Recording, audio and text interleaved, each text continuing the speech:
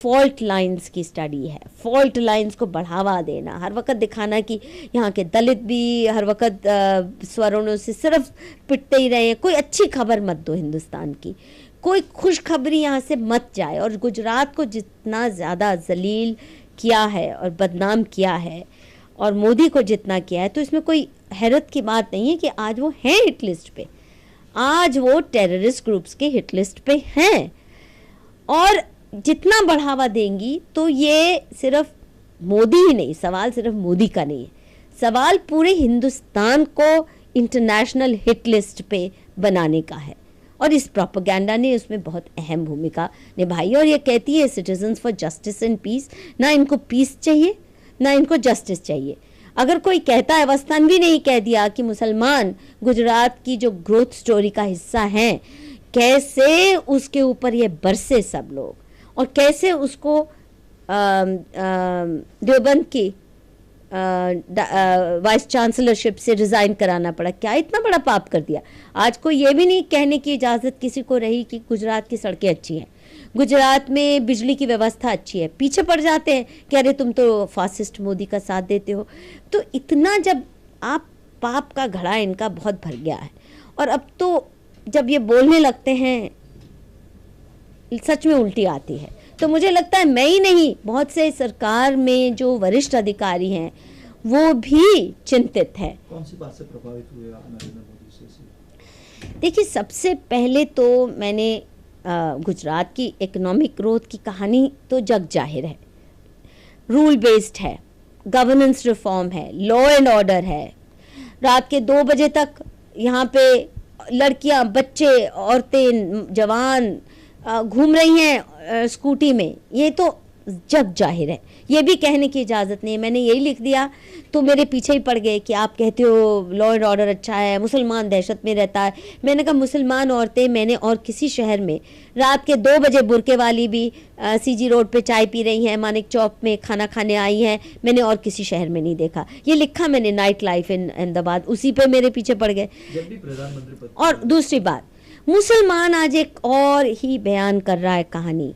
मुसलमान auto rickshaw से पूछो ड्राइवर से, मुसलमान रेड़ी पटड़ी दुकानदार से पूछो, स्मॉल स्केल जो इंडस्ट्रियलिस्ट है जो कि दंगों से इतना ग्रस्त था। देखिए, सबसे ज़्यादा कुचला जाता है गरीब मुसलमान जब दंगे होते हैं, जिसने दिहाड़ी की मजदूरी करनी है। 11 साल उसने इज्जत से निडर होकर जीने की आदत डाली है, प्रॉस्पेरिटी आई है। He is part of economic growth story of Gujarat. पहली बार मन मुटाव कम करने का प्रयास जो चल रहा है कि एक दूसरे के मोहल्ले में जाना शुरू हुए हैं, अब डरते नहीं हैं। ये किसी को सुनाने देने की ये किसी को इजाज़त ही नहीं देती। वस्तानवी जैसे इतने एमिनेंट स्कॉलर को इन्होंने डरा धमका के चुप करा दिया। तो ये क्यों दहशत है इतनी? क्यों? कौन चाहता है कि हिंदुस्तान के हिंदू और मुसलमान हर वक्त एक दूसरे से डर खाते रहें? जब भी प्रधानमंत्री पद की बात आती है तो 2002 के दंगों याद किया जाता है, मुसलमान को नरसंहार को याद किया जाता है कि नरेंद्र मोदी जो हत्यारा है। आप क्या मानते हैं? देखिए, मुझे कौन प्रधानमंत्री बने, मैं ना कोई कहने वाली हूँ ना कोई मेरी सुनने वाला है, तो मैं खामखा अपने लिए प्रधानमंत्री चुनूं, ये तो कोई तुक की बात नहीं। परंतु जितने दंगे कांग्रेस सरकारों ने कराए हैं वो तो अनगिनत है। पूरे देश में हजारों दंगे कांग्रेस की सरकारों के तहत हुए, और कुछ तो मैंने खुद तहकीकात किए। गुजरात में ही 50, 60, 70, 80, 90 के दशक में आप बताइए 2-2 महीने कर्फ्यू रहता था, और हफ्तों माहौल ऐसा रहता था कि आप घर से निकल नहीं सकते। पहली बार गुजरात का मुसलमान भी कह रहा है, हिंदू भी कह रहा है कि आज खुले सांस से जी रहे हैं। तो अब देश में क्यों माहौल बना है कि देश में, तमिलनाडु में मैंने जो आर्टिकल लिखे हैं लोग तमिल में अनुवाद करके छाप रहे हैं, पंजाब में आप, हरियाणा में कहीं जाओ, कश्मीर के लोग, मुझे कितने कश्मीरियों ने कहा हम नरेंद्र मोदी से मिलना चाहते हैं। वो देख रहे हैं कि गुजरात में कैसी तरक्की हो रही है, और उनके प्रांत में जो मुस्लिम मेजॉरिटी है, एक मुस्लिम चीफ मिनिस्टर है, वो उनकी क्या बदहाली कर रहा है, वो आके देखना चाहते हैं, मिलना चाहते हैं। तो सारे देश में कैसे नरेंद्र मोदी की लहर फैली, देखिए मुझे तो पता नहीं, मैं भी हैरत में हूँ। जिस व्यक्ति के खिलाफ इतना प्रोपेगेंडा किया जाए सुबह से शाम नॉन स्टॉप, इतना दाग उसको बनाया जाए, एक तो वो कभी रिटेलिएट नहीं करता, जितना मर्जी ये बोलती हैं, वो कभी भी उसने बयानबाजी नहीं की। फिर भी आप देखिए उसका माहौल बन रहा है तो मुझे समझना पड़ेगा क्यों, कैसे बन रहा है। मैंने कहीं और भी लिखा या बोला कि हरियाणा और पंजाब का ट्रक ड्राइवर आज नरेंद्र मोदी का एम्बेसडर बन के काम कर रहा है, क्योंकि एक यही प्रांत है जहाँ उसे सड़कें भी अच्छी मिलती हैं, वो नाकाबंदी भी नहीं होती, बार बार टोल टैक्स नहीं। मुझे देखिए कौन बनना चाहिए, मैं कहने वाली, नीतीश कुमार ने भी विवाद किया था। देखिए नीतीश कुमार को उकसाने वाले भी यही लोग हैं और ये घटिया राजनीति खेली जा रही है।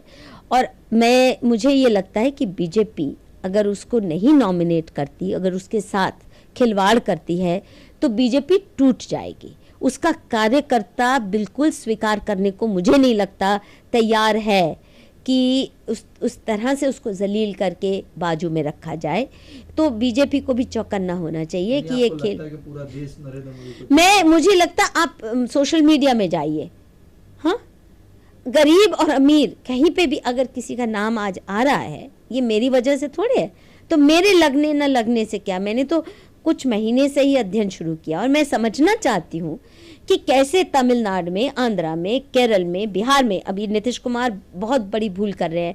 ये मैं गारंटी से कह सकती हूँ कि अगर एक बाजू में नीतीश कुमार कैंपेन कर रहे हैं और नरेंद्र मोदी बिहार में, नीतीश कुमार को मुंह की खानी पड़ेगी। ये बिहारी कह रहे हैं और ये बहुत अपने साथ वो खतरनाक खेल खेल रहे हैं, जो कि ब्लैकमेल करने की पॉलिटिक्स जो कर रहे हैं। और ये कांग्रेस के लोग और बीजेपी के कुछ लोग नीतीश कुमार को भी उकसाते रहते हैं, क्योंकि पहले तो इतना शोर शराबा नहीं मचाते थे, तो अभी कुछ सालों से जब से नरेंद्र मोदी की अब कैसे बनी, अब ये हैरत की बात है। कैसे है कि मेरा छोटा सा भतीजा 17 साल का भी नहीं है, ये पहली बार किसी, और ये इंग्लिश मीडियम स्कूल में पढ़ता है, नरेंद्र मोदी सिर्फ हिंदी में भाषण देते हैं, इनके सारे स्कूल के बच्चे कैसे नरेंद्र मोदी फ़ैन बने, मैंने तो कभी इससे बात भी नहीं की थी। और कैसे उसकी स्पीचेस भी सुनने लगे, आई हैव नो आइडिया। मैं दंग रह गई, क्योंकि बच्चे को कोई पॉलिटिक्स में इंटरेस्ट नहीं है, फिर भी कैसे हो रहा है ये।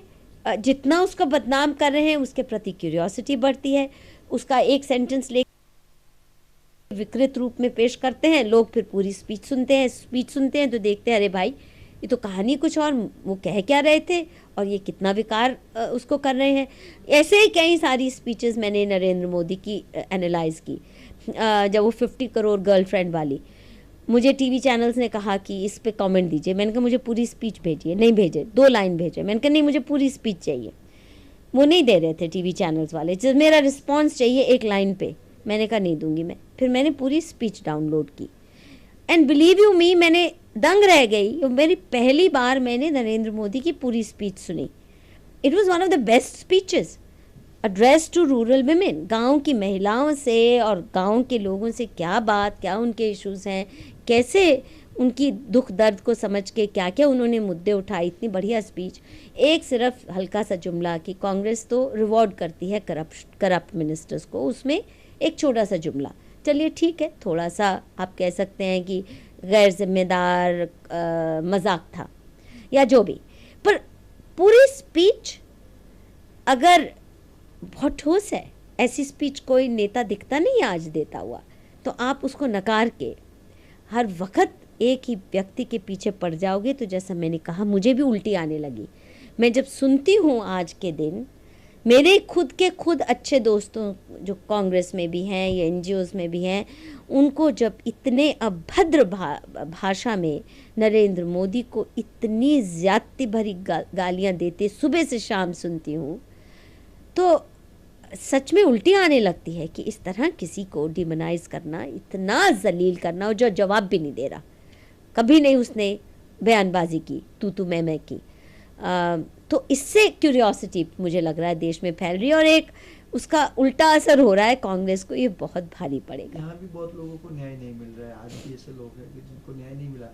आज आप देखो तो आज गुजरात में भी आज बलात्कार की घटनाएं बढ़ती जा रही है, लोग सलामत हैं। आज राजकोट में भी अभी घटना हुई है। देखिए कोई भी समाज क्राइम फ्री नहीं है।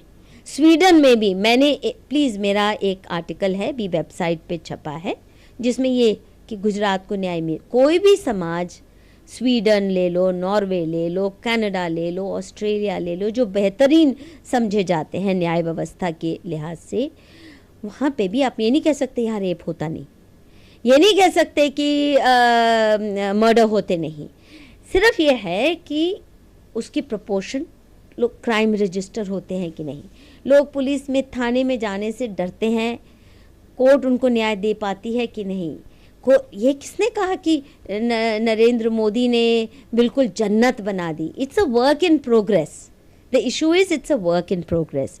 तो आप रेप की घटनाएं आप तुलना करेंगे ना बाकी दुनिया के, स्वीडन के रेप केसेस की संख्या मैंने कोट की है, कहीं ज़्यादा है, आप दंग रह जाएंगे। ब्रिटेन की कहीं ज़्यादा है, आप दंग रह जाएंगे। तो सवाल ये नहीं कि एक राजकोट में रेप हो गया तो अरे हाय तौबा मच गई, ये क्या करते हैं, यही करते हैं। एक रेप हो गया, देखो नरेंद्र मोदी के प्रांत में तो सिर्फ रेप होते। सवाल यह है कि रेप के बाद केस दर्ज होता है कि नहीं, उसमें कुछ फ़र्क आया है कि नहीं, और अच्छे से अच्छे पुलिस सिस्टम में भी कोई क्राइम फ्री सोसाइटी आज तक नहीं बना पाया। तो इसलिए उसको पर्सपेक्टिव में देखना। और गुजरात परफेक्ट नहीं है, it is work in progress. शांति से काम करने दीजिए उसको। आपने उसका 50 to 60% एनर्जी, क्रिएटिव एनर्जी लगा दिया सिर्फ हर वक्त। उसके अफसरों को भी एक पूरी टीम है जो और कुछ काम नहीं कर रही, आज इस थाने में, आज इस केस में, आज वहाँ एक नया केस डाल दिया, आज एक नया चार्ज ले आए। इतना जलील किया आपके प्रांत को। मुझे नहीं समझ आती गुजराती इतनी शांति और सहनशीलता से अपने को क्यों इतना जलील होने दे रहे हैं। अभी आपने बताया कि सभानाज में 30 परिवार है, वो कांग्रेस के इशारे पे, कांग्रेस के अपने से चलते हैं।